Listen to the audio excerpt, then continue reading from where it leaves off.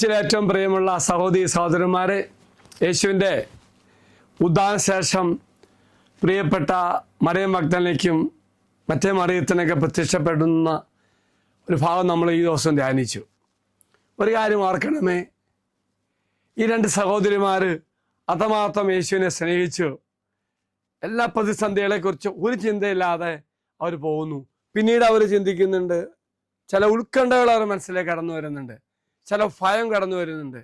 ആ ഭയം കാവൽ നിൽക്കുന്ന കാവൽക്കാരെ കുറിച്ചല്ല, മറിച്ച് വലിയ കല്ലുണ്ട്, ഈ കല്ല് എങ്ങനെ മാറ്റും.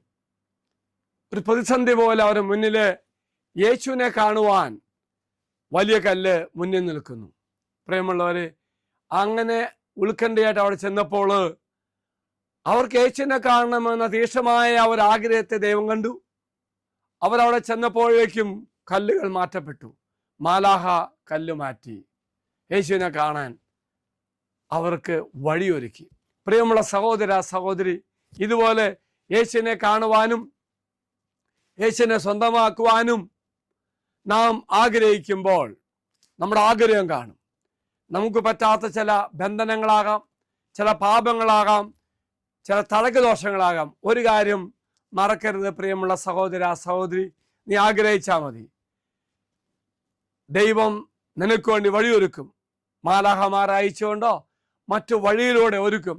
ആഗ്രഹിക്കുമ്പോൾ ദൈവം വഴിയൊരുക്കുന്ന കർത്താവാണെങ്കിൽ ഏത് തന്നെ പ്രതിസന്ധികളാണെങ്കിലും ഒരു കാര്യം മറക്കണ്ട, ദൈവം വഴിയൊരുക്കും. നിന്റെ മനസ്സിൻ്റെ ആഗ്രഹം കാണുന്ന കർത്താവ് നിനക്ക് വേണ്ടി കർത്താവ് പ്രവർത്തിക്കും. ഭയമാണെങ്കിൽ ഭയം എടുത്ത് മാറ്റും, ഉത്കണ്ഠയാണെങ്കിൽ ഉത്കണ്ഠ എടുത്ത് മാറ്റും, ബന്ധനങ്ങളാണെങ്കിൽ ബന്ധനം മാറ്റും, പാപമാണെങ്കിൽ പാപം മാറ്റും. എങ്കിൽ നമുക്ക് പ്രാർത്ഥിക്കാം, കർത്താവേ, എനിക്കും നിന്നെ കാണുവാൻ വലിയൊരാഗ്രഹമാണ്. അങ്ങനെ ആഗ്രഹം നീ പറയുമ്പോൾ തന്നെ കർത്താവ് നിനക്ക് വേണ്ടി പ്രവർത്തിക്കും. എങ്കിൽ പ്രിയമുള്ളവർ, ഈ ദിവസം ദൈവം ഒരുക്കുന്ന വഴികളുണ്ട്.